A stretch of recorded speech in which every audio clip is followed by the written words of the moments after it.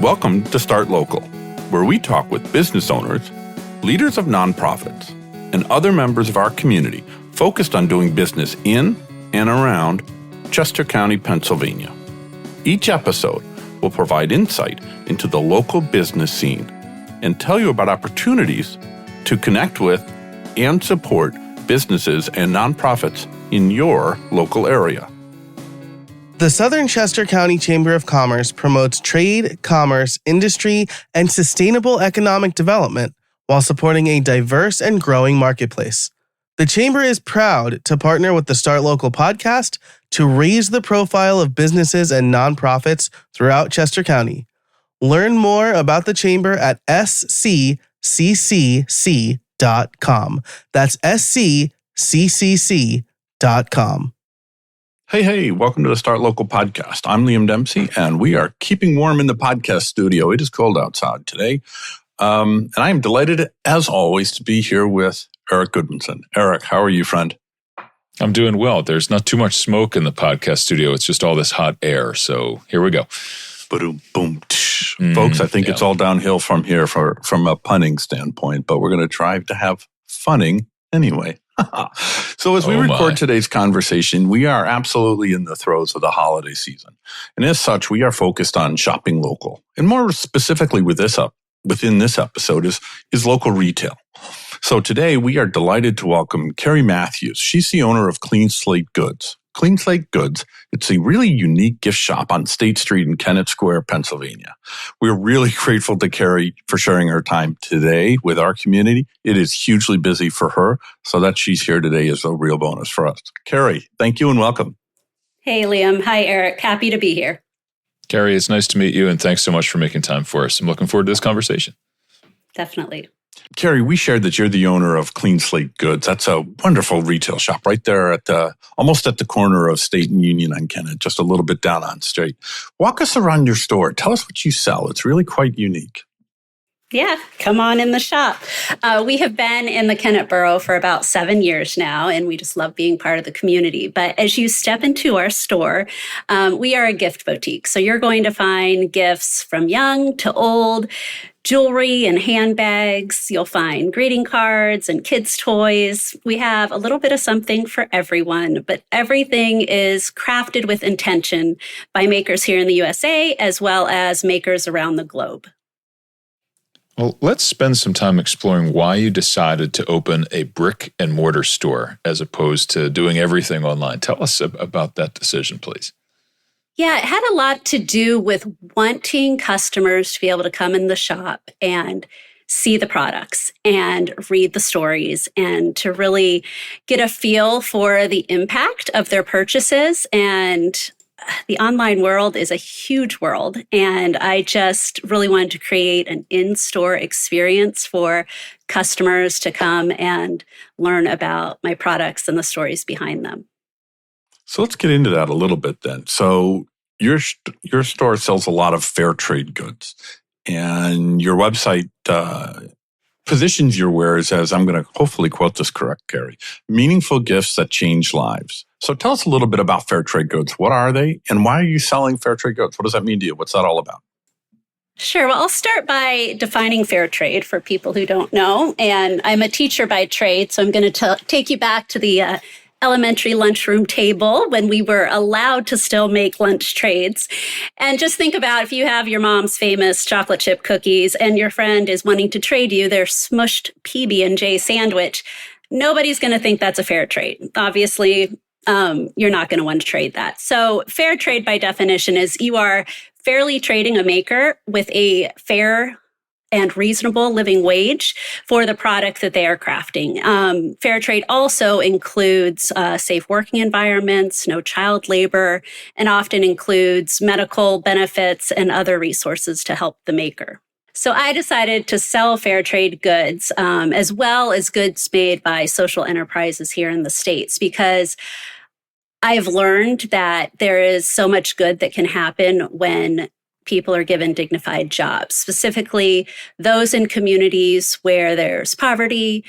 Perhaps they've previously been incarcerated or had addiction, been part of human trafficking. And when people are given dignified jobs and really valued and shown worth, it not only changes their lives, but it also changes the lives of their family and their communities. So that is why I opened my store, to share these goods with others. As we record this, it's currently the holiday season. We just passed Thanksgiving, and that means Christmas and the gift-giving holidays at this moment are just a few weeks away. And so we know that this period of time is very important for retailers. What levels of sales do you typically record during this period relative to the rest of the year? Sure. So I was actually pretty surprised myself after my first couple years in retail. Actually, from mid-November through December, we do 40% of our annual revenue. So in just 6 weeks of the year, we're making 40% of our income for the year. Wow. That's a very compressed timeline for you and your staff. It truly is. It's a little bit of a wild ride, but always fun. Speaking of learning, when you and I were chatting before we hit the record button, you mentioned a few different times that you regularly engage with an online community for retail shop owners, for small shop owners, and that you had learned a lot of different business lessons that you had since implemented and thought, wow, that's actually right. That was helpful. Tell us about that online community and how it has helped you. And maybe share a few examples of what you learned and how you implemented that, please.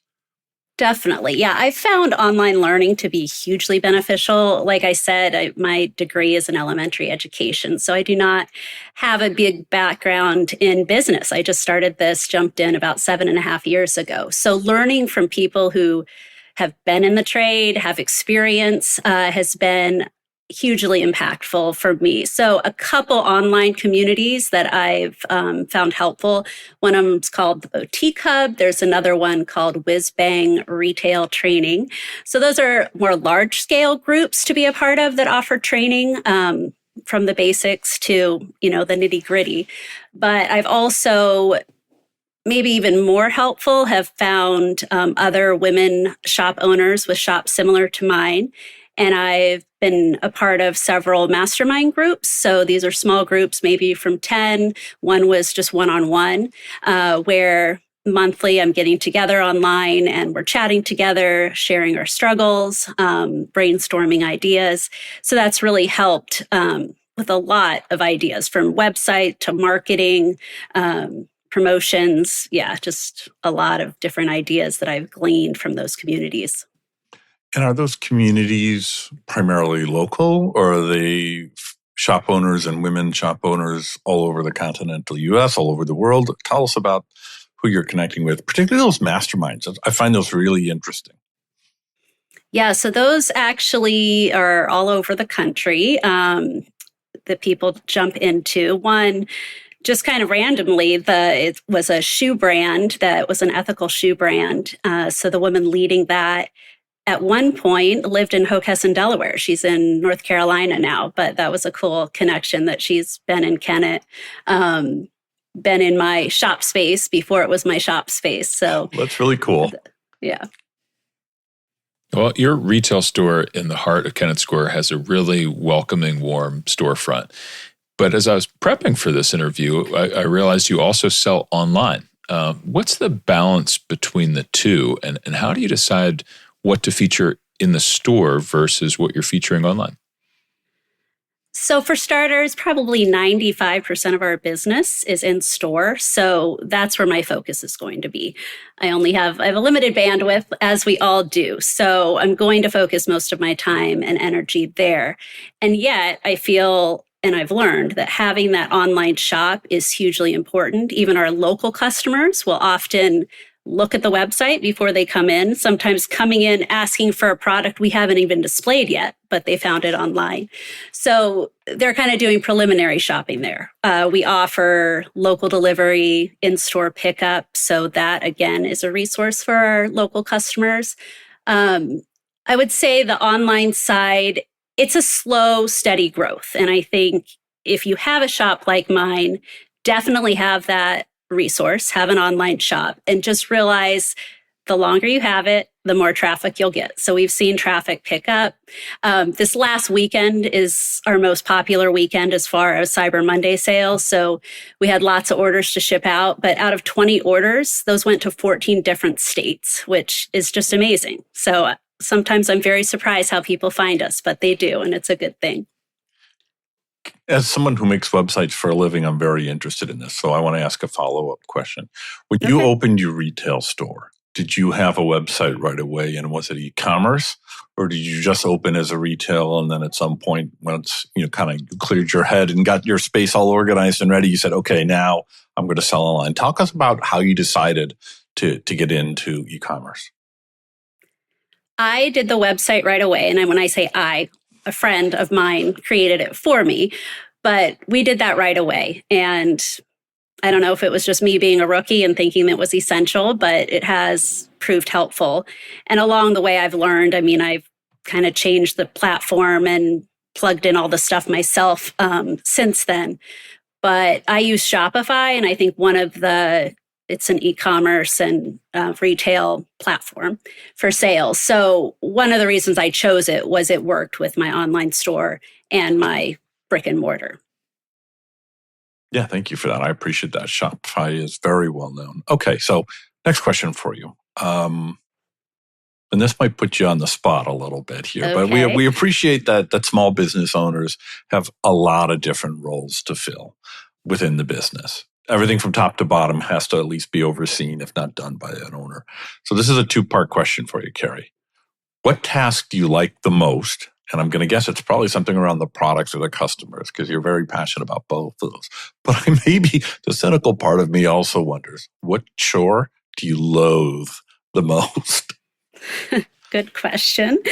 So I think probably for most people opening a gift boutique, you dream about interacting with customers and buying the products, creating the displays. And those are all my favorite parts. I don't know if I could pick a top. I enjoy all of those. It's the back end stuff. It's sitting in my storeroom / office in the back of the shop, doing the nitty gritty work. The business details, the reporting damaged product, the on the phone with customer service when Shopify isn't working. Those nitty gritty details that you have to do to keep your business running, but they certainly aren't glamorous. Those are the ones I loathe. So those back office tasks that you loathe doing, the dealing with the e-commerce store, returning products, looking at the numbers and all the kinds of things, sitting at the computer in probably a cramped office if it's a retail space, because you want as much retail space as possible. How important are those as a retail shop owner to the success of your business? How important is it to get those done right? I think it's important. You can't ignore them because they will pile up and they will catch up with you. But it is true that you have to use wisdom and discernment to know what's the weeds and what's really important. And I'm a perfectionist, and so I want things done right and I want it perfect. But yes, does your email to your brand need to be worded just so, or can you just send them a few sentences and be done with it? So it is a balancing act, I think, that you learn. I've also learned from my business trainings, you do what you do best and you outsource the rest. Financially, I'm not outsourcing everything I don't like to do, but one thing I did about a year and a half ago was find an accountant that was specific to retail shops like mine. So that's one thing I've been able to offload, which has been hugely helpful. And related to that outsourcing note, finding the right people to employ, so insourcing, but to someone other than you, is often one of the biggest challenges that business leaders face. What's your process for hiring the right people? Some of the best advice I've received regarding this is, instead of putting up a "we're hiring" sign in the window, you reach out to your VIP customers when you are ready to hire. And of course, this is assuming you've been established for a bit. When you're ready to hire, you send an email out to maybe your top 20 customers and let them know, hey, I have a position to cover. Does anybody know someone who would be a good fit? So number one, there's a possibility that one of those VIP customers wants to fill that role. And you already know them, you respect them, you know they're connected with your shop and they'll care about their job. Number two, if they do all those things, if they care about your shop, they're going to send people your way that are going to be a good fit. So I have definitely found some good employees that way. And I also believe in the power of prayer. So I pray specifically, ask God to help send the right people. And he has done that time and time again. So I think it's important that you're not looking for someone who's just looking for a paycheck. You're looking for somebody who's connected with the heart of your business. And when you have somebody like that, your business will be more successful. Let's go back to fur trade for a moment here. You've previously shared that you carry products from all over the United States and, in fact, around the world. And in a conversation that we had before we hit the record button, you shared that it was only recently that you traveled overseas for the first time. So can you tell us about that trip that you made? I think it was to see the producers and the makers whose products you sell, and that was in Ethiopia, correct? Correct. Yeah, this was a really cool opportunity. It's really been on my bucket list for the past 7 years to visit some of the places where our products are made. And just being a mom of 3 boys and running a shop, that is not always a practical thing to be able to do. But this past September, one of the brands we carry at the shop called Person Clutch, they're a leather handbag brand, invited some of their shop owners to join them for a trip to Ethiopia to experience the culture, to visit the workshop where the bags are created, and to meet the makers and hear some stories. So I was able to do that, and it was an amazing experience.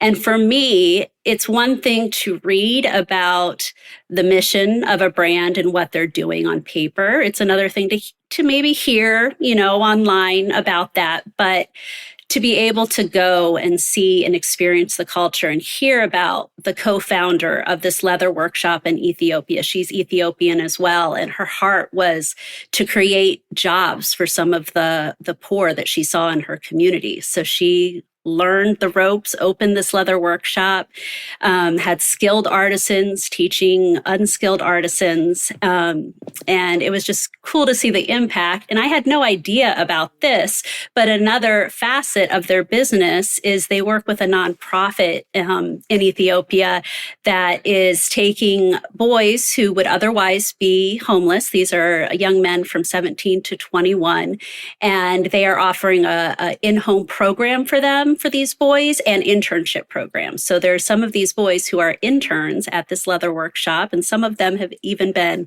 hired full-time.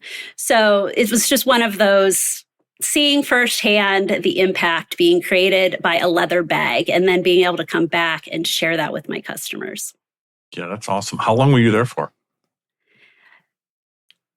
I think, it was just 4.5 days. It was 4.5 very packed days. And then, of course, probably 3 days of travel time. So it was a whirlwind, but completely worth it.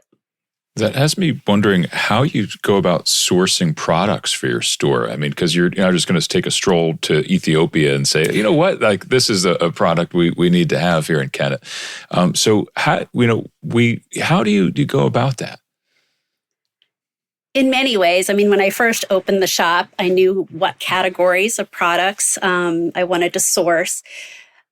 Something that helps me narrow it down is every single product I have helps support job creations for artisans and at-risk communities. So I take that, and it also needs to be on trend and a quality product. And then lots of online searching. Sometimes I have customers who will come in and say, hey, I was in Guatemala on a missions trip and I met this group. Check out their products. Other times it will be other shop owners that I follow who have a similar mission to mine, and I'll find products that they're selling and connect with them and find out about those products. So lots of different ways. And then how do you actually go about placing the orders for these products after you find these vendors from all over the world? I imagine to submit payment to someone in Ethiopia, for example, and then to receive the goods from Ethiopia is not a trivial thing. There's not like a UPS necessarily that runs back and forth between you directly. So how does that ordering and fulfillment process work? Yes. So for a lot of my brands, there are fulfillment centers here in the States and people in the States who kind of are the liaison between me and the brand. So that helps hugely. Some, I would say a very few now, am I emailing directly for sales. A lot of my brands are now on FAIRE. It's FAIRE, which is an online portal for wholesalers. So it has thousands and thousands of products, some that don't really fit with the mission of my shop, but many of my brands use that portal and it's linked with my Shopify. So it makes it super easy to buy from the makers. I'm curious about when you're buying from a maker for the first time. And you've already shared that very few of them are, if any, are in the Kennett area. So you cannot visit and see the products. Do you order one and do like a quality check? Do they send you a sample of one? Do they, if you're going to buy a range of products, how does that work? Because, fair trade, I would expect then they're going to want to charge you for those products. And if you don't like them, then you got to ship them back. And talk to us about the logistics of ordering new products from a first time, from a quality, right? I know you do your research, you can look online, you can watch videos, but if you can't pick it up, touch it, smell it, rub it, hold it, knock it against a desk and see what happens kind of thing. What's that like? So FAIRE, the portal I just mentioned, they actually make it super simple. If I am placing my first order with a brand, I can return that product within 60 days, just as long as it's in perfect shape. So I feel like there have been very few times that I've actually needed to do that, but there have been a couple times where, the quality or the branding or the way they're telling their story just it's not a good fit. So I'm able to send that back at no risk to me. Other times, it might be in our 50% off sale in July if it doesn't quite work out, but it's rare. Or I might buy it once and it will sell, but not quickly, so I won't be buying it again. The competition from online shopping and big box stores must be fierce. And I expect that you probably can't compete on price, right? Just the sheer volume of the trade that the big box stores do. But you might also not have any interest in that. From what it hears like, you're much more interested in other aspects of retail. But how are you competing with the bigger retails? How does Clean Slate Goods differentiate itself and create real value for customers? Yeah, I really like this question because it helps me think, what value are we offering that those big box stores aren't? And I feel like there's so much. I mean, this is what makes shopping small so very cool. I read a stat lately that 67 cents of every dollar spent in a small business stays in the local community. And big box stores and huge online retails, that's not happening. That money is not staying in your local community. It's not creating jobs in your local community. It's not helping those businesses support nonprofits in the local community. So that's one thing that's super important, is just you're helping your community thrive when you're shopping at a small business. And also the experience. I very intentionally wanted to be in a walking community. So that's why I chose the borough of Kennett Square. It is like a hallmark town. We get that all the time, people coming in and saying that. It is so charming. But people are coming there as a retreat. They're coming there with their friends or their family. They're grabbing a cup of coffee. They're strolling the tree-lined streets. They're getting their photos taken in front of the huge Christmas tree on State and Union. And then they're stopping in our shop and connecting with us. And that's another aspect, is the connection. So I'm connecting with my customers. A lot of them, I know their names. I know about their new grandbaby that's born or their child who just went off to college. And even online, I am writing handwritten notes to those orders that I'm sending out. So not only am I connecting with them, but then also our customers are being able to connect with the makers and able to see their faces, see the handwritten signature on the product, read the stories. So it's the experience, it's the connection, and just economically, it's the investment in the community. Well, speaking of the community of Kennett has really expanded on its retail side. And of course, Westchester isn't too far away either. So what's the local retail market like for your store? You mentioned, there's some collaboration, but I imagine there's also probably some competition. So is it like co-opetition, or how does that actually, impact you in the small business community in Kennett Square and Southern Chester County and Chester County in general? Personally, and not to be all Mary Poppins, but I've found it a very positive and uplifting experience. I feel like our shop is unique enough that we don't have a lot of stores selling exactly what we sell, which helps. But by my experience, the neighboring businesses around me, if an issue comes up, we talk about, maybe a problem happening in the community or how we can do something better, or an event that's coming up, and we work together on that. So I've found it a very collaborative experience with the neighboring business and just the community in general. And specifically, you're a member of Kennett Collaborative, right? What has that organization brought to you, think? Yeah, I feel like we are very lucky to have an organization like Kennett Collaborative in our community. So really, they exist. It's an organization that exists to foster community. So they're planning local events. They're helping make our streets look beautiful for the holidays. So just a couple of the events. They do so many, but they do Third Thursday, which is dining in the streets. They do Brewfest on I believe it's the 18th of December. We have Tinsel on the Town, which all the local businesses have bingo icons, and you go around with a bingo card. Santa's in town. There's a train in town. Lots of good food. So they are really bolstering, making Kennett a place people want to come and visit, and then they want to return to. So I feel like Kennett Collaborative does an amazing job with that.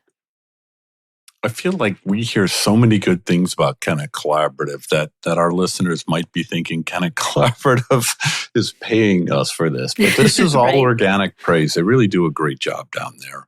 They work very hard and very creatively. It's really impressive to see. Kari, you shared that you make about 40% of your retail sales in the 6 weeks around the holidays. I expect that probably means you're doing more than 40% of all the work you're going to do in the year in a very short period of time. Before we hit record, I kind of feel like you half-jokingly shared that you sleep in January. December and late November, it's just awake and running everywhere. But a serious question really is, how do you take care of yourself in a way that allows you to get through the holiday season and still be yourself, still be there for your store and your customers and your family and your employees? What practices or workflows do you have that you can share with us? Right. I would love to say I've mastered this. And if you know anybody who has, just send them my way. You should start your own podcast if you really have mastered it. They will make millions. But no, seriously, it is a marathon. And right now I feel like just embracing that and acknowledging this is a busy season. It's going to be busy. Don't fight it. Put in the extra hours. But number one, I've got a good team. And so trusting that team, I don't work weekends usually, and I try to keep that going even during this crazy season so I can be home with my family. And I feel lately it's just margins. You get the margins, you create them, you have to carve them out where you can. For me, that looks like waking up before my boys do. And it might be 5 minutes or 20 minutes, but I sit down with a journal and I write down what I'm grateful for and what needs to be done and what I need to let go of. I write down a prayer for the day. And then at the end of the day, a win for the day. So I think it's very easy in a busy season to keep your head down and be on that hamster wheel. So you've got to be intentional to look up and to just pause and reflect and be grateful in that season, as busy as it might be. Those are some impressive strategies there that I think a lot of people could employ just to have a little bit more self-reflection and a little bit of almost meditation time. Just let's focus on what we did right today, and build on that. So that's good. Kari, you mentioned Kennett Collaborative is helpful to your business earlier. I'm curious what other local organizations or small government bodies are making a positive difference for retail stores in Kennett and the surrounding areas, and what helped you, not just now, but also as you were starting your business and grew your business. Yeah, Kennett Collaborative has been hugely helpful, but I also have appreciated how the Kennett Borough has been supportive of local businesses. One way they do this is if they'll sometimes have meetings and invite local businesses to join them to collaborate and hear our feedback on future projects that they're planning.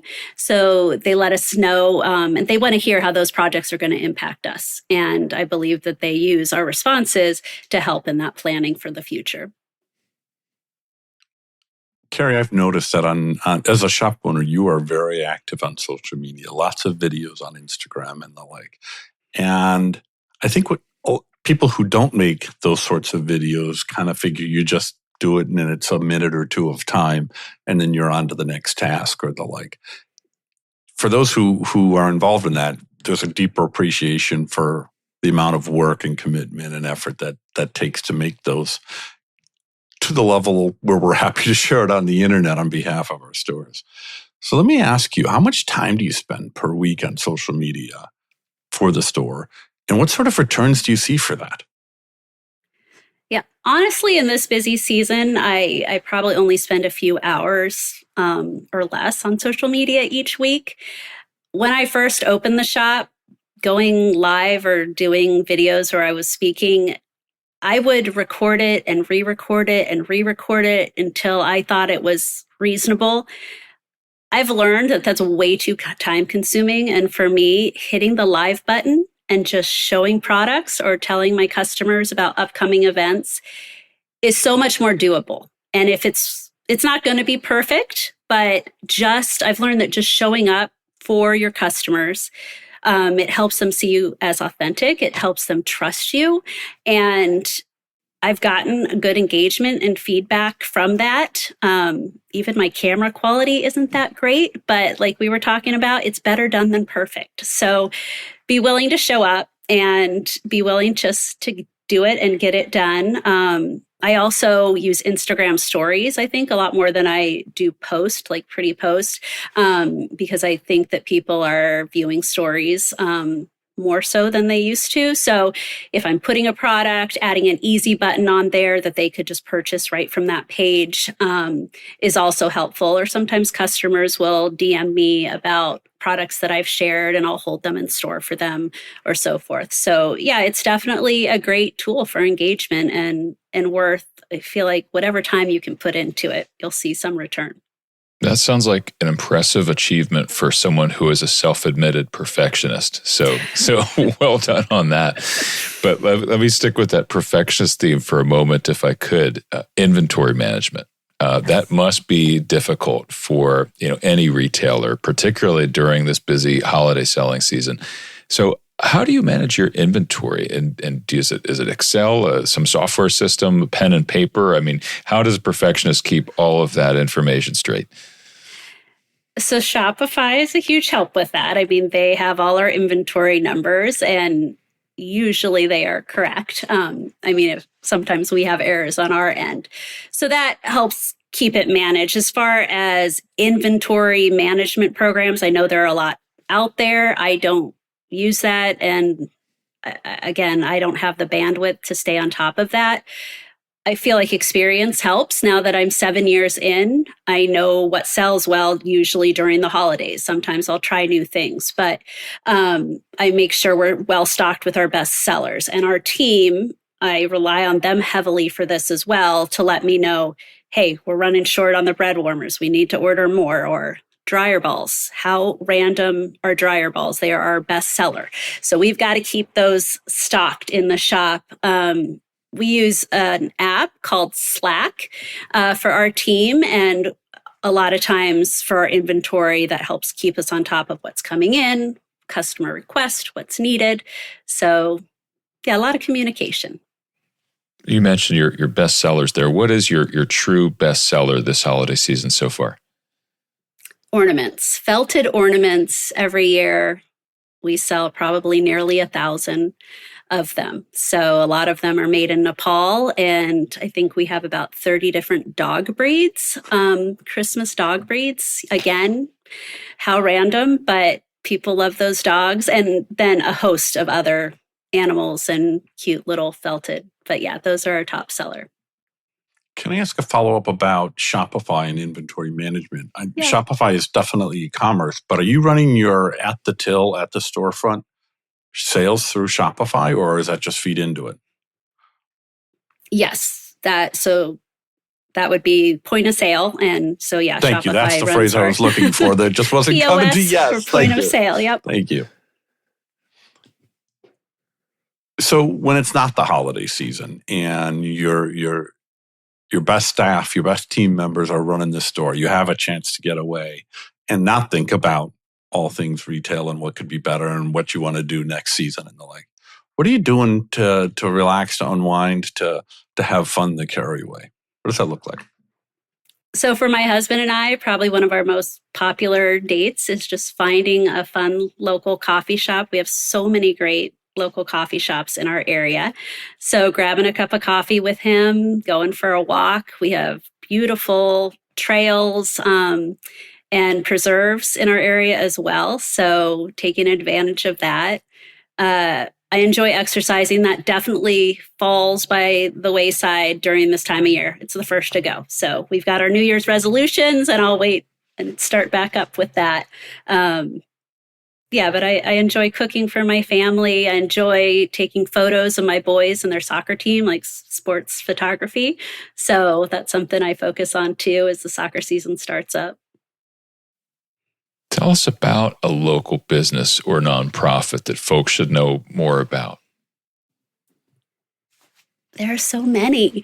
This is always one of the hardest questions we ask. It's difficult. We acknowledge that, no doubt. Okay, so I'm going to give you 4 because in December, our shop does Giving Tuesdays. We don't want to just limit it to 1.